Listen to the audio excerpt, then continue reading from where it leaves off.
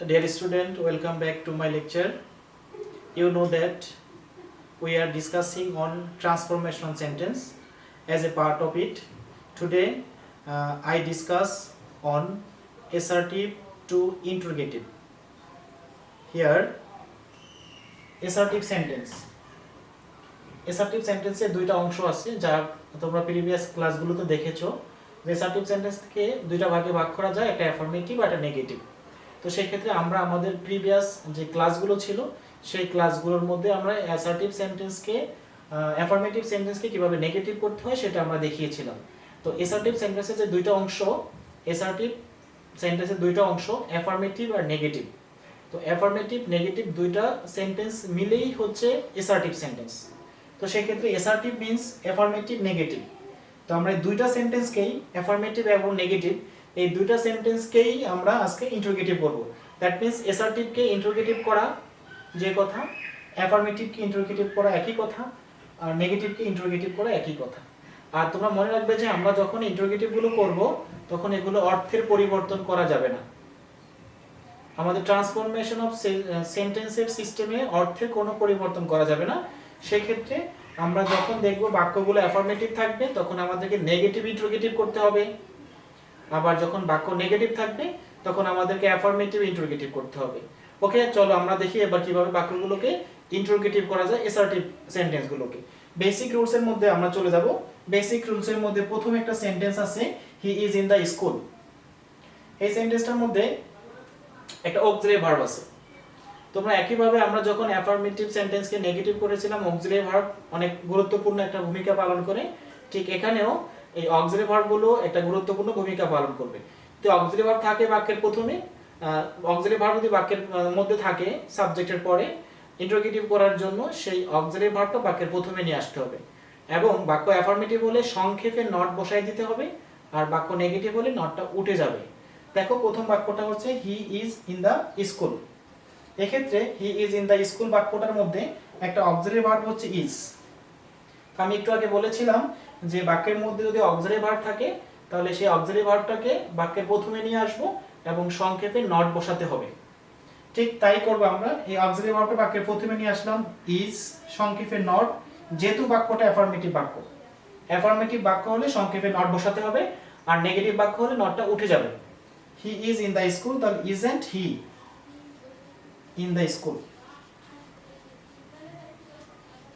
এক্ষেত্রে মনে রাখবে কোশ্চেন বোধক চিহ্ন যেটা নোট অফ ইন্টারোগেশন দেওয়া বাধ্যতামূলক। নোট অফ ইন্টারোগেশন না দিলে তোমার প্রশ্নটা বাক্যটা কেটে যাবে। এরপরে পরের বাক্যটা আসো, একই রকম sentence, you can do the work. এই বাক্যটার মধ্যে ক্যান হচ্ছে অক্সিলারি ভার্ব। ঠিক বাক্যটাকে ইন্টারোগেটিভ করার জন্য ক্যানটা প্রথমে নিয়ে আসবো এবং সংক্ষেপে নট বসাবো। তো এক্ষেত্রে তোমরা একটু মনে রাখবা কিছু শব্দ আছে নট সংক্ষেপে বসানোর সময় একটু পরিবর্তন হয়।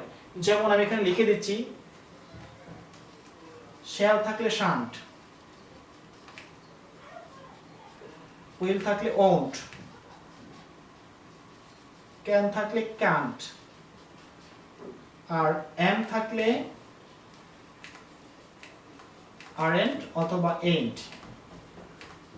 এই শব্দগুলো লিখবে। যেহেতু এখানে আমার ক্যান, তাহলে সংক্ষেপে আমাকে কান্ট লিখতে হবে। Can't, can't, can't you do the work. প্রশ্নবোধক হয়ে গেল, ইন্টারোগেটিভ হয়ে গেল। আমার অক্সিলারি ভার্ব ছিল সেটা প্রথমে নিয়ে আসলাম, সংক্ষেপে নট বসাই দিলাম, সংক্ষেপে করে দিলাম। যখন এই ক্যানের ক্ষেত্রে চারটা ক্ষেত্রে ব্যতিক্রম মনে রাখবা, এই চারটা ক্ষেত্রে পরিবর্তন হয়ে can't you do the work question mark হয়ে গেল। এরপরে বাক্যটা দেখো, he is not in the school. যখন he is not in the school দেখলা, এই বাক্যটা কিন্তু নেগেটিভ বাক্য। তাহলে আমার অর্থ পরিবর্তন করা যাবে না বলে বাক্যটাকে অ্যাফার্মেটিভ ইন্টারোগেটিভ করতে হবে। সেই ক্ষেত্রে is he in the school negative বাক্য ছিল, অ্যাফার্মেটিভ ইন্টারোগেটিভ হলো। তাহলে সেই ক্ষেত্রে এখানে নট ছিল, নটটা উঠে শুধু ইজ চলে আসলো। I shall not go to Dhaka, I shall not go to Dhaka. এই ক্ষেত্রে বাক্যটা নেগেটিভ, শ্যাল নট। তো সেই ক্ষেত্রে আমার অক্সিলারি ভার্বটা শ্যাল, আমি সেটা প্রথমে নিয়ে আসি, shall I go to Dhaka, question marks. তাহলে এখান থেকে আমরা এটুকু বুঝতে পারলাম যে কোনো বাক্যর মধ্যে অক্সিলারি ভার্ব থাকলে সেই অক্সিলারি ভার্বটা বাক্যের প্রথমে নিয়ে আসতে হবে, এবং বাক্য অ্যাফার্মেটিভ থাকলে সংক্ষেপে নট বসে আর নেগেটিভ ইন্টারোগেটিভ করতে হবে, বাক্য নেগেটিভ থাকলে অ্যাফার্মেটিভ ইন্টারোগেটিভ করতে হবে। সেক্ষেত্রে আমার অর্থের কোনো পরিবর্তন হবে না এবং তোমাকে পরীক্ষার সময় এই কাজটাই করতে হবে। এখন এটা অক্সিলারি ভার্ব দিয়ে শেষ করলাম। এখন যদি অক্সিলারি ভার্ব না থাকলে তখন কি করব? তোমরা একটু মনে করে দেখো, আমরা যখন অ্যাফার্মেটিভ বাক্য থেকে নেগেটিভ বাক্য রূপান্তর করেছিলাম তখন অক্সিলারি ভার্ব না থাকলে কি করেছিলাম? টেন্স নির্ণয় করেছিলাম। কোন টেন্স ছিল সেটা বের করতে হবে। ঠিক এখানেও আমাদের অক্সিলারি ভার্ব না থাকলে সেই ক্ষেত্রে টেন্স নির্ণয় করব, এবং টেন্স নির্ণয় করে সেই আগের মতোই যদি ফার্স্ট ইনডেফিনিট টেন্স হয় তাহলে ডিড দিয়ে প্রশ্ন করব, প্রেজেন্ট ইনডেফিনিট টেন্স হলে ডু বা ডাজ দিয়ে প্রশ্ন করব, বাক্য অ্যাফার্মেটিভ হলে নেগেটিভ ইন্টারোগেটিভ প্রশ্ন করব, বাক্য নেগেটিভ হলে অ্যাফার্মেটিভ প্রশ্ন করব, ডাজ অথবা ডু অথবা ডিড। দেখি আমরা কিছু example.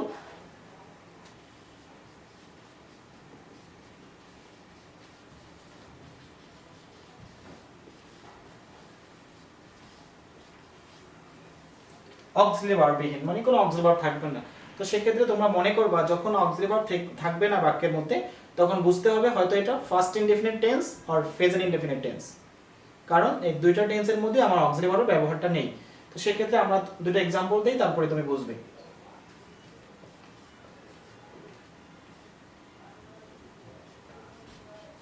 He likes ice cream. দেখো এই বাক্যটাকে ইন্টারোগেটিভ করতে হবে, হি লাইকস আইসক্রিম। এই বাক্যের মধ্যে কোনো অক্সিলারি ভার্ব নেই, কিন্তু যখন অক্সিলারি থাকবে না তখন কি করতে হবে? টেন্স নির্ণয় করতে হবে। সেই ক্ষেত্রে আমি টেন্স নির্ণয় করব ভার্বটা দেখে। এই ভার্বটা হচ্ছে ভার্বের বেস ফর্ম এস যুক্ত আছে ভার্বের সাথে, কারণ সাবজেক্টটা থার্ড পারসন সিঙ্গুলার নাম্বার বলে এখানে এস যুক্ত আছে। বাক্যটা প্রেজেন্ট ইনডেফিনিট টেন্স। তো প্রেজেন্ট ইনডেফিনিট টেন্স ক্ষেত্রে আমাকে ইন্টারোগেটিভ করতে হবে ডু বসে অথবা ডাজ বসে। এখন এখানে আমার he third person singular number, এজন্য ডাজ বসবে। যদি ভার্বের সাথে এস বাই এস থাকলে তোমাকে ডাজ বসাতে হবে। তাহলে এখানে যেহেতু ভার্বের সাথে এস বাই এস আছে, ডাজ অথবা থার্ড পারসন সিঙ্গুলার নাম্বার, সেদিক থেকে তোমাকে এখানে ডাজ বসাতে হবে। তাহলে বাক্যটা অ্যাফার্মেটিভ, কিন্তু সেক্ষেত্রে ডাজেন্ট।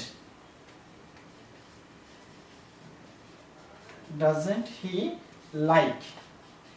যখন তুমি ডাজেন্ট অথবা ডিডেন্ট অথবা ডোন্ট যা দিয়ে কোশ্চেন করো না কেন, ভার্বটা বেস ফর্ম হয়ে যাবে। ভার্বের base form like, doesn't he like ice cream,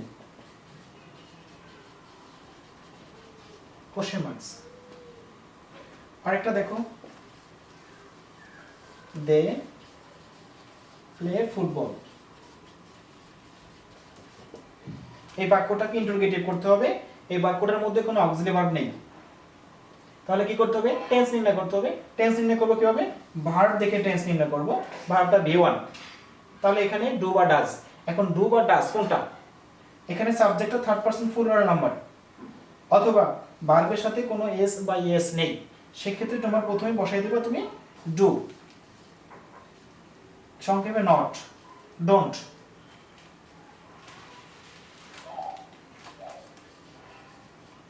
don't they play base from football, question marks. তাহলে এখানে আমরা দুইটা বাক্য দেখলাম। প্রেজেন্ট টেন্স যখন ছিল তখন প্রথম থার্ড পারসন সিঙ্গুলার নাম্বার থাকলে ডাজ দিয়ে কোশ্চেন করেছি, আর যখন থার্ড পারসন প্লুরাল ছিল তখন ডু দিয়ে প্রশ্ন করেছি। অথবা তোমরা এভাবে ধরতে পারো ভার্বের সাথে এস নেই, সেই ক্ষেত্রে ডোন্ট, ভার্বের সাথে এস আসছে তাই ডাজেন্ট দিয়ে কোশ্চেন করেছি। এবার ফার্স্ট ইন্ডিপেন্ডেন্সে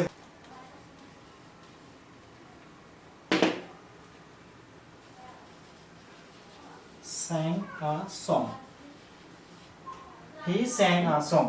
এই বাক্যটাকে আমাকে ইন্টারোগেটিভ করতে হবে। বাক্যটার মধ্যে কোনো অক্সিলারি ভার্ব নেই, আছে কি? স্যাং। স্যাংটা হচ্ছে ভার্বের V2, সিং স্যাং সাং, তাহলে সিং থেকে আসছে এটা। তাহলে V2 হওয়ার কারণে আমাকে কি করতে হবে? অ্যাজ ইউজুয়াল ডিড আনতে হবে। বাক্যটা অ্যাফার্মেটিভ, তাহলে ডিডেন্ট, ডিডেন্ট শি সিং হয়ে যাবে, সিং আ সং।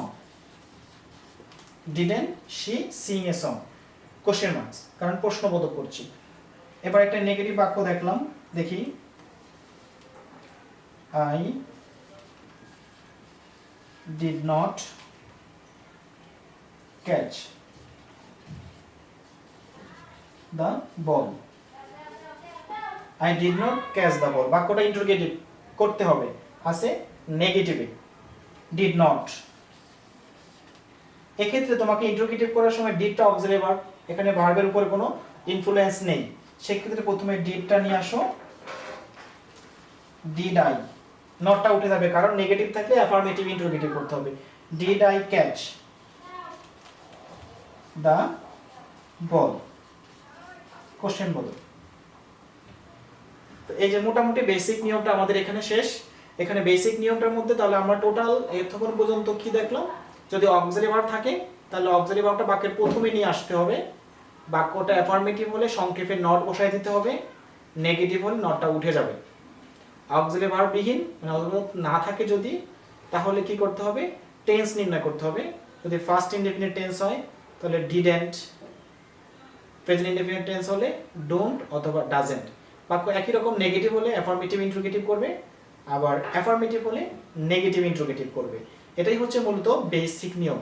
এর বাইরে কিছু নিয়ম আছে, সেগুলো একটু ব্যতিক্রম, সেগুলো আমাদের কিছু শব্দ অনুসারে, কিছু সেন্টেন্স অনুসারে এগুলো দেখে দেখে করতে হবে। তো এক্সেপশনাল রুলসগুলো আমরা এখন দেখব কি করা যায়।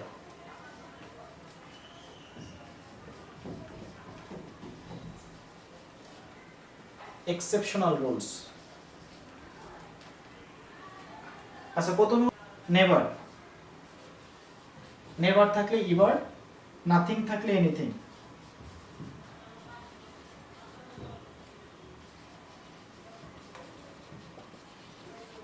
নেভার থাকলে ইভার, নাথিং থাকলে এনিথিং, মানে কোনো অ্যাফার্মেটিভ বাক্যে অথবা কোনো অ্যাসার্টিভ বাক্যে যদি নেভার থাকে অথবা নাথিং থাকে, তুমি ইন্টারোগেটিভ করার সময় এই দুটো শব্দের পরিবর্তে নেভারের পরিবর্তে লিখতে হবে এবার, নাথিং এর পরিবর্তে লিখতে হবে এনিথিং। আর বাকি জিনিসটা বা বাকি ট্রান্সফরমেশনটা, বাকি চেঞ্জটা তোমার অ্যাজ ইউজুয়াল বেসিক নিয়মে হবে। বেসিক নিয়মে হবে কি, বেসিক অক্সিলারি থাকে তাহলে ওই অক্সিলারি নিয়মে চলে আসবে, অক্সিলারি বিহীন হলে সেই অক্সিলারি বিহীনের যে নিয়মটা আছে সেই নিয়মে চলে আসবে। একটা एग्जांपल দেখো এই দুইটার উপরে, I never drink tea, I never drink tea, বাক্যটাকে ইন্টারোগেটিভ করতে হবে। এখন ইন্টারোগেটিভ করার জন্য দেখো বাক্যটার মধ্যে কোনো অক্সিলারি নেই, সেই ক্ষেত্রে তোমাকে টেন্স নির্ণয় করতে হবে। টেন্সের ক্ষেত্রে তোমাকে ভার্ব ধরতে হবে, এখানে নেভার ভার্ব না, ভার্ব হচ্ছে ড্রিঙ্ক, পান করা। তো ড্রিঙ্ক ভার্বটা V1 এ আছে, সেক্ষেত্রে ডু অথবা ডাজ, যেহেতু আই আছে অথবা ভার্বটাতে এস নাই তাহলে ডু আই। এই নেভারের পরিবর্তে হবে ইভার, যেটা আমি এখানে আগে বলেছি, do I ever drink tea, do I ever drink tea, বাক্যটা কোশ্চেন মার্কস হয়ে গেল। তার মানে হচ্ছে নেভার থাকলে ইভার বসালাম, বাকিটা বেসিক নিয়ম, যদি অক্সিলারি থাকে অক্সিলারি ভার্বের নিয়মে হবে, অক্সিলারি না থাকলে অক্সিলারি ভার্ব যে না বিহীন যে বাক্যের যে নিয়মটা বলেছি আমরা একটু আগে সেই আলোকে হবে। সেক্ষেত্রে আমার এটা অক্সিলারি বিহীন ছিল, সেই আমার ডু বা ডাজ দিয়ে চলে আসছে। এবার আমরা নাথিং এর উপরে একটা দেখব, নাথিং নিয়ে কাজ করবে এবার। নাথিং থাকলে anything, I have nothing to do, I have nothing to do, বাক্যটা ইন্টারোগেটিভ করতে হবে। দেখো এই বাক্যটার মধ্যে অক্সিলারি ভার্ব আছে, সেটা হচ্ছে হ্যাভ। তাহলে হ্যাভ আমি প্রথমে নিয়ে আসি, এখানে সংক্ষেপে নট বসবে কি বসবে না সেটা আমি বাক্য দেখব। নাথিং বাক্য সবসময় নেগেটিভ, নাথিং বাক্য সবসময় নেগেটিভ, সেক্ষেত্রে এখানে আমার হ্যাভেন্ট হবে না, কারণ নেগেটিভ বাক্য হলে অ্যাফার্মেটিভ ইন্টারোগেটিভ করতে হবে। তাহলে হ্যাভ আই, নাথিং এর পরিবর্তে হবে anything, have I anything to do, question marks. তাহলে ছিল I have nothing to do, তার পরিবর্তে আমি হ্যাভটা অক্সিলারি ছিল প্রথমে নিয়ে আসছি, সংক্ষেপে নট বসে নাই বিকজ বাক্যটা নেগেটিভ। আই এনিথিং, নাথিং এর পরিবর্তে হচ্ছে এনিথিং টু ডু। কিন্তু এখানে নোট নিতে পারো তোমরা, যদি বাক্যের প্রথমে সাবজেক্ট আকারে কখনো নাথিং থাকে, আমি আবার বলছি, বাক্যের প্রথমে সাবজেক্ট আকারে যদি নাথিং থাকে তাহলে হোয়াট বসিয়ে ইন্টারোগেটিভ করতে হবে নাথিং এর স্থানে। আমি আবার বলছি, এটা বাক্যের প্রথমে ছিল, নাথিং ছিল না, নাথিংটা সাবজেক্ট আকারেও ছিল না। এই নাথিং যদি কখনো বাক্যের প্রথমে সাবজেক্ট আকারে থাকে তাহলে নাথিং এর পরিবর্তে হোয়াট বসিয়ে ইন্টারোগেটিভ করতে হবে। এটা দেখে নাও।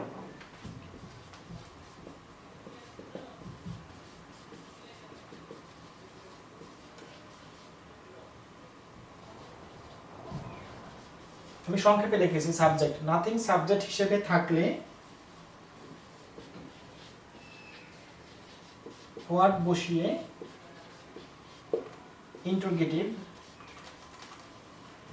ইন্টারোগেটিভ করতে হয় হবে। যেমন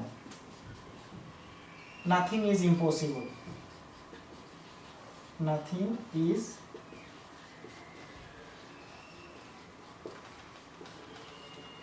ইজ ইম্পসিবল। সেক্ষেত্রে নাথিংটা এখানে সাবজেক্ট আকারে বাক্যের প্রথমে বসেছে এবং বাক্যটা নেগেটিভ। সেক্ষেত্রে আমার নাথিং, আমি বলেছি নাথিং সাবজেক্ট হিসেবে থাকলে হোয়াট বসে ইন্টারোগেটিভ করতে হয়। তাহলে এখানে হোয়াট বসবে, what is impossible, question marks. Nothing is impossible, what is impossible. তাহলে আমরা নাথিং থাকলে এভাবে এই বাক্যটাকে আমরা বাক্যের প্রথমে নাথিং থাকলে হোয়াট বসিয়ে করব, আর মাঝখানে নাথিং থাকলে নাথিং এর পরিবর্তে এনিথিং বসিয়ে বেসিক নিয়মে আমরা বাক্যটা করে ফেলবো। তাহলে সেক্ষেত্রে এরকম অনেক এক্সাম্পল তোমরা পাবে। আমি আরেকটা এক্সাম্পল দিতে পারি এটার উপরে। তুমি লেখো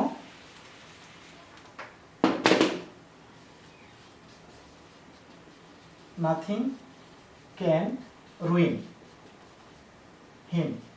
রুইন মিন্স ধ্বংস করা, কেউই তাকে ধ্বংস করতে পারবে না, রুইন হিম। সেক্ষেত্রে নাথিং এখানে সাবজেক্ট আকারে আছে বাক্যটার মধ্যে, আমি বাক্যের মধ্যে হোয়াট বসাবো, বাকি সব ঠিক থাকবে।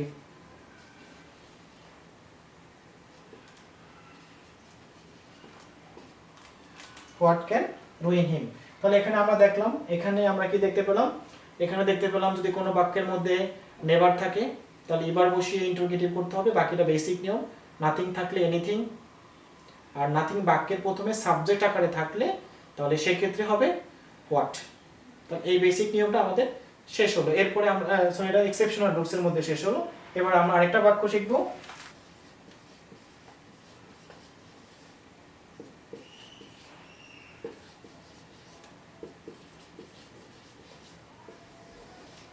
নোবডি, নো ওয়ান, নান। তিনটা শব্দ একদম ভিন্ন ভিন্ন। Nobody, no one, naan.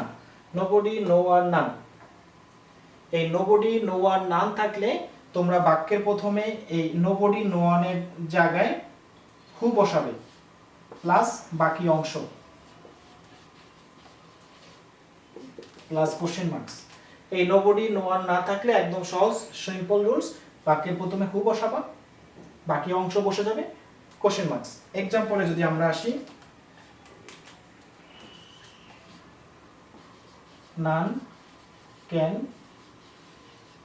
Bit him. None can beat him, এই বাক্যটাকে আমি ইন্টারোগেটিভ করব। নান আছে বাক্যের প্রথমে, আমি হু বসাই দিই, who can beat him, question marks. আমার ইন্টারোগেটিভ হয়ে গেছে, who can beat him, interrogative হয়ে গেল। এরপর আমরা আরো কিছু দেখি এরকম, nobody can count my love, nobody can't my love for you. nobody can count my love for you, বাক্যটা ইন্টারোগেটিভ করতে হবে। এখন ইন্টারোগেটিভ করলে বাক্যের প্রথমে আমার নো আছে, শুধু এই নোর জায়গাটায় তুমি হু বসাই দাও,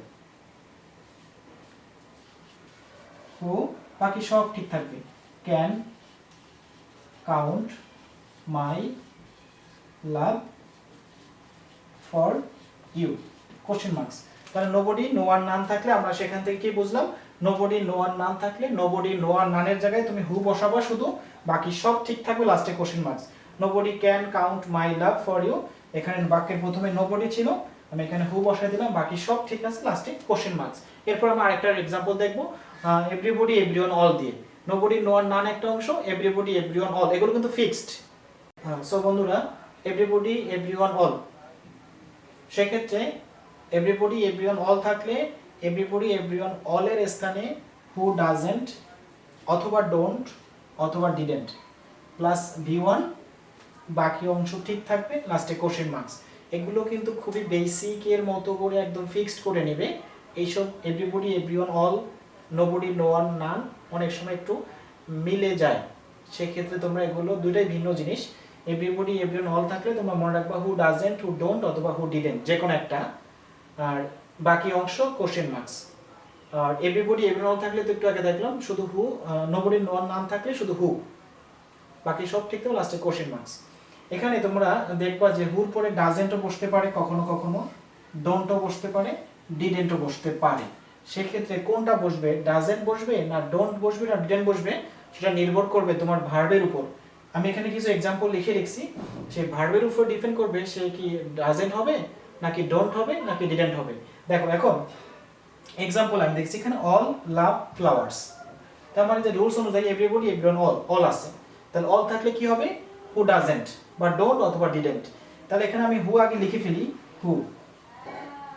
এখানে লাভ আছে, ভার্বের সাথে এস বা ইয়েস নেই, তাহলে যখন দেখবা এখানে এস বা ইয়েস নেই তখন হু ডোন্ট লিখবে। আর দেখবা ভার্বের এস বা ইয়েস আছে তাহলে তুমি হু ডাজেন্ট লিখবে।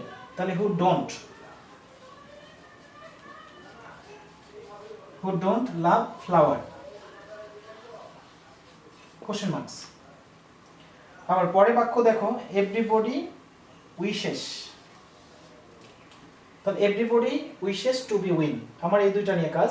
এভরিবডি থাকলে আমার কি করতে হবে, হু লিখতে হবে, তারপর ডাজেন্ট না ডোন্ট। তাহলে এখানে উইশেস আছে, ভার্বের সাথে এস বা ইয়েস আছে, তাহলে সেই ক্ষেত্রে এখানে হু ডাজেন্ট আমি লিখে ফেলি, হু ডাজেন্ট, হু ডাজেন্ট, ডাজেন্টের পরে ভি1 হয়ে যাবে wish, wish to be win. তাহলে who doesn't wish to be win. তাহলে এভরিবডি এভরিওয়ান অল থাকলে আমরা বাক্যের প্রথমে হু, তারপর ডাজেন্ট, ডোন্ট অথবা ডিডেন্ট যে কোনো একটা বসাবা ভার্বের উপরে নির্ভর করে। ভার্ব যদি এস বা ইয়েস ফর্ম থাকে তাহলে লিখবা ডোন্ট, হু ডোন্ট। ভার্বের সাথে এস বা ইয়েস ফর্ম থাকলে লিখবা ডাজেন্ট, আর ভার্বের সাথে এস বা ইয়েস না থাকলে লিখবা ডোন্ট আগে। তাহলে সেক্ষেত্রে যদি ভার্ব টু থাকে সেক্ষেত্রে হু ডিডেন্ট, টেন্স অনুসারে আমার একটা চলে আসবে। ওকে, এরপরে হচ্ছে এভরিবডি এভরিওয়ান অল শেষ। এরপর হচ্ছে এভরি অথবা অল দিয়ে অনেক সময় নাউন থাকে, এভরি অথবা অল দিয়ে নাউন থাকলে কি করব, দেখি আমরা এটা কি করা যায়।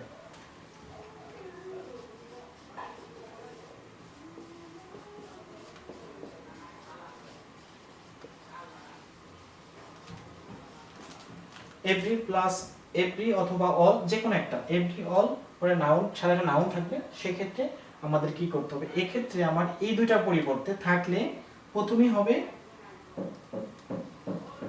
Is there any plus নাউনটা।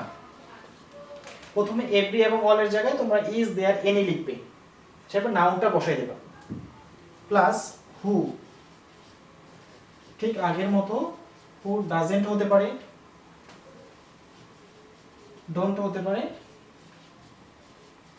ডিডেন্টও হতে পারে, প্লাস বি1 বাকি অংশ প্লাস কোশ্চেন মার্কস।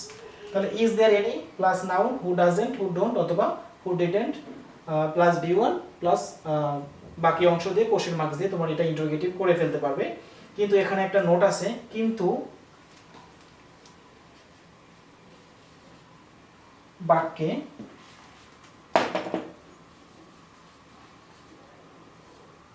মাস্ট থাকলে, এই মাস্ট থাকলে, বাক্যে মাস্ট থাকলে তোমরা এই যে হু ডাজেন্ট বা হু ডোন্ট বা হু ডিডেন্ট লিখতে পারবে না, তখন মাস্ট থাকলে লিখবা উইল নট। বাক্যে মাস্ট থাকলে হবে উইল নট। তার মানে এখানে আমরা এভরি প্লাস এভরি অল যদি নাউন থাকে সাথে তাহলে ইজ দেয়ার এনি বসাবো, তারপরে বসাবো কি নাউনটা বসে ফেলবো, বাকি অংশ হু ডাজেন্ট বা হু ডোন্ট বা হু ডিডেন্ট বসাবো, বাক্যে বাকি অংশ বসাবো, কোশ্চেন মার্ক দিলে হয়ে যাবে। কিন্তু বাক্যে যদি কখনো আমার মাস্ট থাকে তাহলে আমরা সেক্ষেত্রে হু উইল নট লিখবো, সেক্ষেত্রে আমরা হু ডাজেন্ট, হু ডোন্ট বা হু ডিডেন্ট লিখবো না। আমরা কিছু এক্সাম্পল দেখি।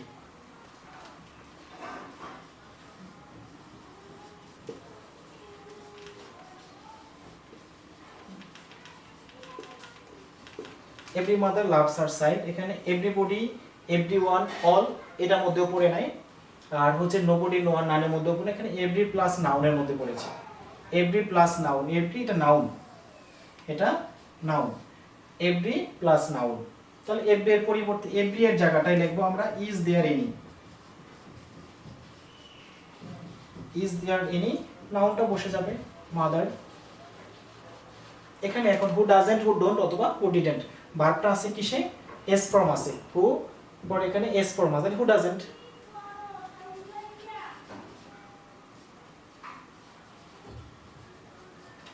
Is there any mother who doesn't, লাভসটা হয়ে যাবে লাভ, বি ওয়ান ডাজেন্ট পরে love her child,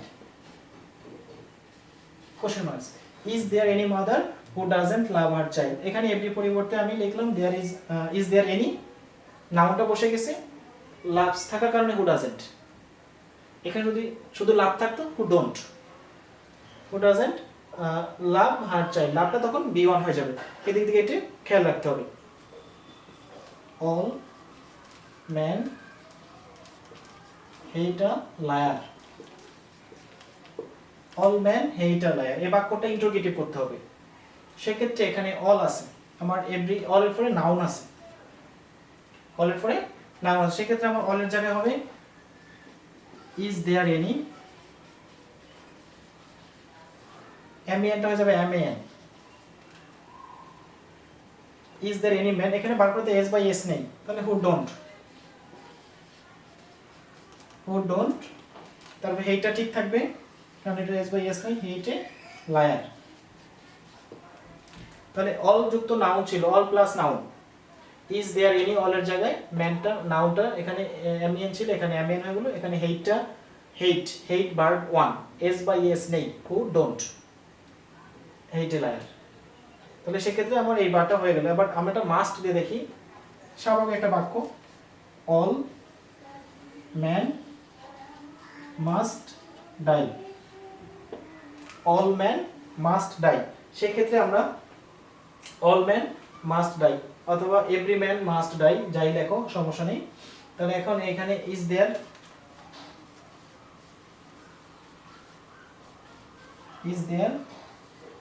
any man who, এখানে মাস্ট থাকার কারণে হু উইল নট,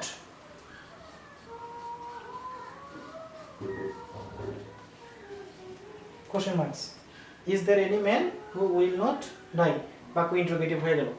তাহলে এখানে আমরা এখানে বেসিক নিয়মটা কি পেলাম, এখান থেকে এখানে পেলাম যে এভরি প্লাস নাউন অথবা অল প্লাস নাউন থাকলে ইজ দেয়ার এনি বসবে, ওই নাউনটা বসে যাবে, তারপরে হু ডাজেন্ট বা ডোন্ট অথবা হু ডিডেন্ট, তারপরে ভার্বের বেস ফর্ম বসাবে, বাকি অংশ থাকবে, কোশ্চেন মার্ক দিলে বাক্যটা আমার হয়ে যাবে। এরপরে মোটামুটি আমাদের প্রায় শেষ করতে হবে। ইট ডাজেন্ট ম্যাটার নিয়ে একটা রুলস আছে,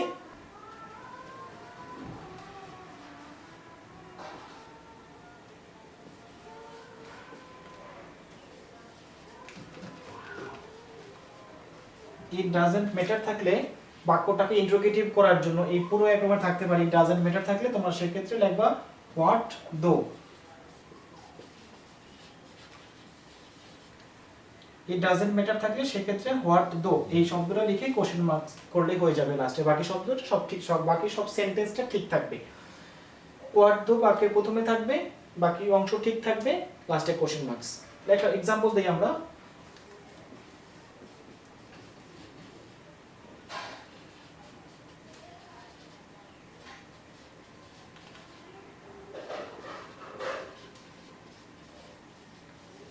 it doesn't matter if we lose the game,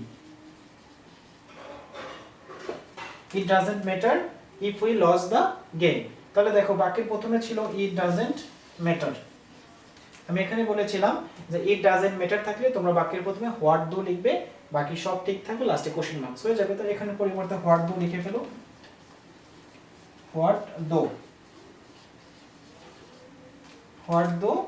if we lost the game, question marks, interrogative হয়ে গেল। মোটামুটি এখানে এই কটাই হচ্ছে তোমার ইন্টারোগেটিভ, এগুলোর মধ্যে পরীক্ষায় ঘুরে গাড়ে আসে বা বিভিন্ন কম্পিটিটিভ এক্সামে এইসব ক্ষেত্রে আসে। তো এখন সবগুলোর উপর আমরা 4-5টা এক্সাম্পল করে আমরা আজকের ক্লাসটা শেষ করব। আমরা এই এক্সাম্পলগুলো এখন সলভ করব। প্রথমে হচ্ছে মিতু রাইটস এ লেটার। তো মিতু রাইটস এ লেটার, এই বাক্যটার মধ্যে কোনো অক্সিলারি ভার্ব নেই, রাইটসটা বাক্যের বেস ফর্ম, টেন্স অনুসারে এটা প্রেজেন্ট ইনডেফিনিট টেন্স, সেই ক্ষেত্রে বাক্যতে এস বা ইয়েস আছে, Mitu third person singular number, doesn't Mitu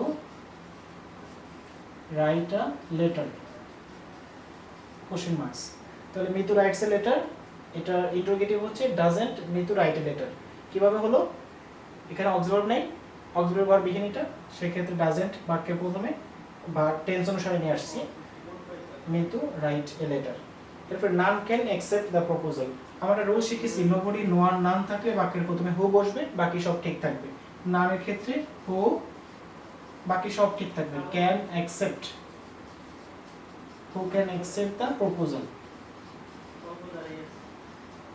question marks smoking is a bad habit এই বাক্যের মধ্যে একটা অক্সিলারি আছে এটা সামনে নিয়ে আসবো আর বাক্যটা অ্যাফার্মেটিভ নেগেটিভ ইন্টারোগেটিভ করব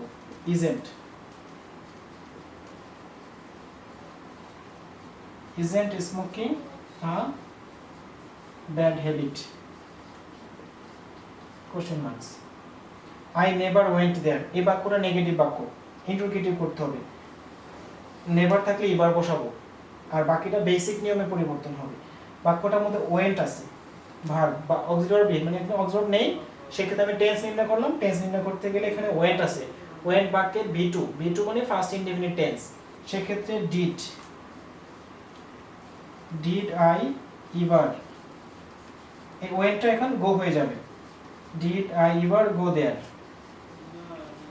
কোশ্চেন মার্কস তাহলে আমার এইভাবে কিছু এক্সাম্পল করলে আমাদের বাক্যগুলো হয়ে যাবে দেখো এরপর হচ্ছে এভরিবডি লাভস এ প্যাট্রিয়ট এখানে এভরিবডি আছে আমার রুল ছিল এভরিবডি এভরিওয়ান অল থাকলে হু ডাজন্ট হু ডোন্ট অথবা হু ডিডন্ট সেক্ষেত্রে এভরিবডির ক্ষেত্রে এখানে হু ডাজন্ট